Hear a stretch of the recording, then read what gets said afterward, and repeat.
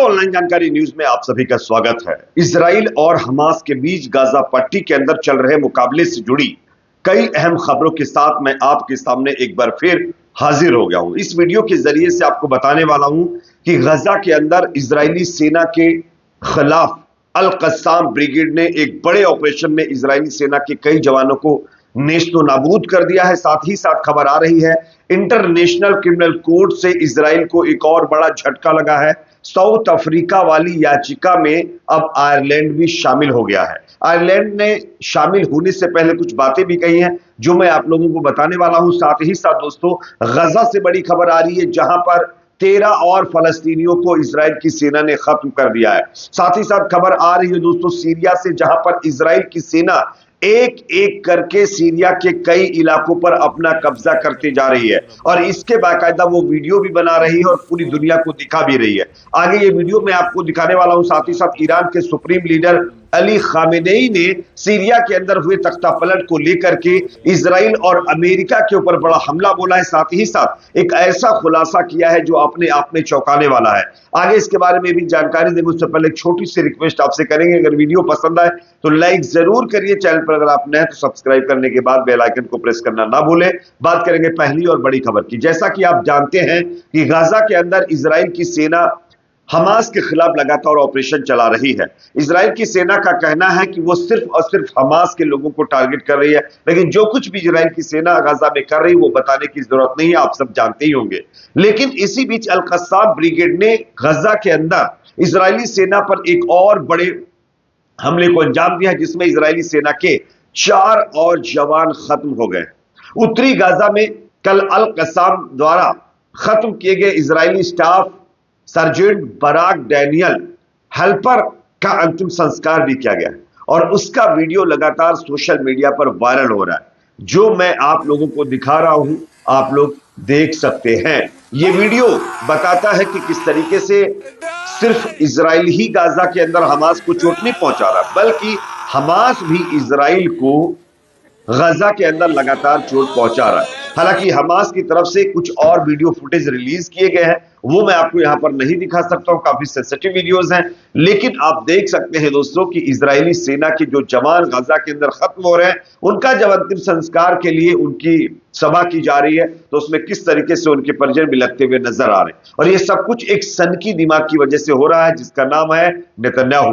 Netanyahu जिस तरीके से अपना सनकी माइंड यूज कर रहा है, उसके ही दिमाग की वजह से आज पूरा मिडिल ईस्ट अशांत नजर आ रहा है। तो मैंने पहला वीडियो आपको दिखा दिया है। अल कस्साम ब्रिगेड ने 4 और इजरायली जवानों को खत्म कर दिया है। साथ ही साथ खबर यह भी आ रही है कि आयरलैंड अब साउथ अफ्रीका वाली याचिका में शामिल हो गया।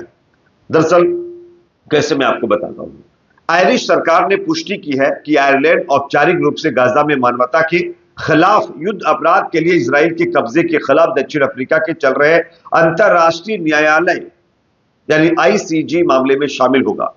देश के विदेश मंत्री माइकल मार्टिन ने एक बयान में कहा है कि आयरलैंड आईसीजे से अपनी व्याख्या को व्यापक बनाने के लिए कहेगा कि एक राज्य द्वारा नरसंहार के आयोग का गठन क्या है। यानी कि साउथ अफ्रीका वाली जो याचिका लगाई गई है इंटरनेशनल कोर्ट में इजराइल के खिलाफ जेनोसाइड को लेकर के, उसमें आयरलैंड की एंट्री हो गई है। आयरलैंड अब साउथ अफ्रीका के साथ आ गया, जिससे अमेरिका की मुश्किलें और बढ़ गई है, क्योंकि जैसे जैसे एक एक देश इस पर जुड़ते जाएंगे वैसे वैसे इजराइल की मुश्किलें भी बढ़ती जाएंगी। वैसे आईसीजे कोर्ट ने पहले ही इजराइल के प्रधानमंत्री नेतन्याहू के खिलाफ अरेस्ट वारंट जारी कर दिया। ऐसे में वो लगातार पूरी दुनिया में फंसते हुए नजर आ रहे हैं और अब जो कोर्ट के अंदर एक याचिका लगाई गई उसमें भी लगातार एक एक करके तमाम देश शामिल हो चुके हैं और इससे इजराइल के प्रधानमंत्री, वहां की सरकार, वहां के सेना अध्यक्ष जो है, उनके ऊपर कहीं ना कहीं प्रेशर और भी ज्यादा बढ़ता जा रहा है।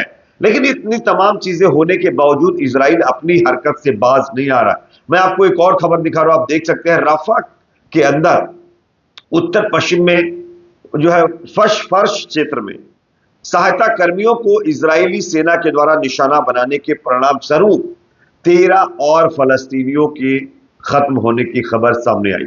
उनमें से कुछ नाम पहचाने गए जो मैं आपको पढ़ के बताना चाहता हूं।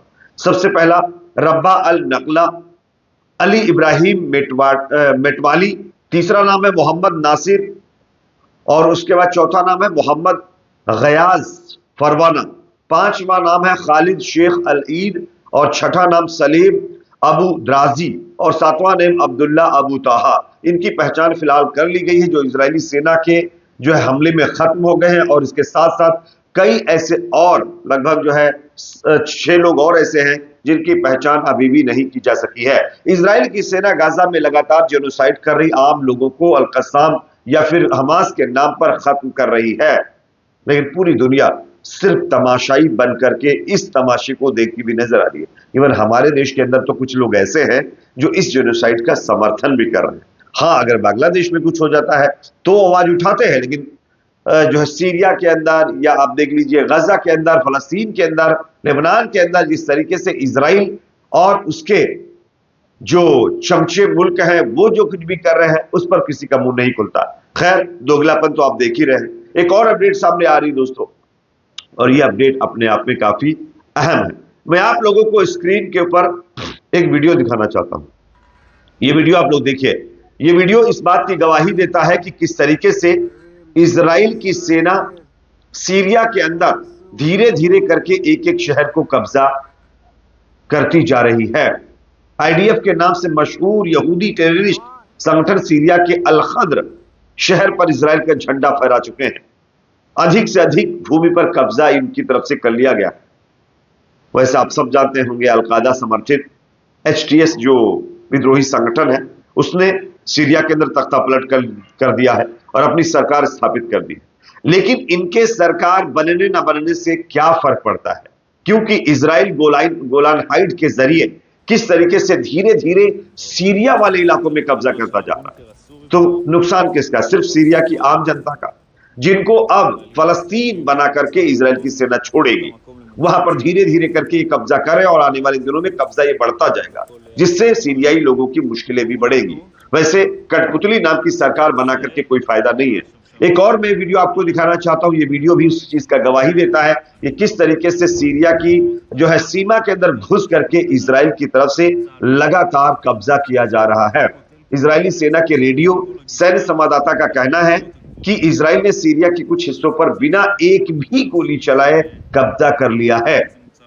और उनका यह भी कहना कि आज हमने सीरिया का दौरा किया, चौथा युद्ध क्षेत्र जहां आईडीएफ जमीनी अभियान चला रहा है। यहां एक विशेष पहली नजर है सीरिया चौकी, जिसे 101वीं पैरा ट्रूपर बटालियन के लड़ाकों ने एक भी गोली चलाए बिना कब्जा कर लिया। तो आप देखिए धीरे धीरे चौकियों को कब्जे में लिया जा रहा है, तमाम चीजों पर कब्जा किया जा रहा है। लेकिन ये जो नई सरकार बनी है ये कुछ नहीं कह रही है, ये चुप्पी साध कर बैठी हुई है। तो क्या अब सीरिया दूसरा फलस्तीन बनने वाला है? ये लोगों की तरफ से सवाल खड़े किए जा रहे हैं। यहां पर देखिए ईरान के सुप्रीम लीडर खामेनेई का बड़ा बयान सामने आया है। खामेनेई ने कहा है कि सीरिया में जो कुछ भी हुआ है इसका मेन जिम्मेदार इजराइल और अमेरिका है। इनकी ही शह पर इस तरीके की चीजें हो रही हैं और आने वाले दिनों में हमारे पास इसके सबूत हैं और इन सबूतों के अंदर कोई संदेह नहीं होगा।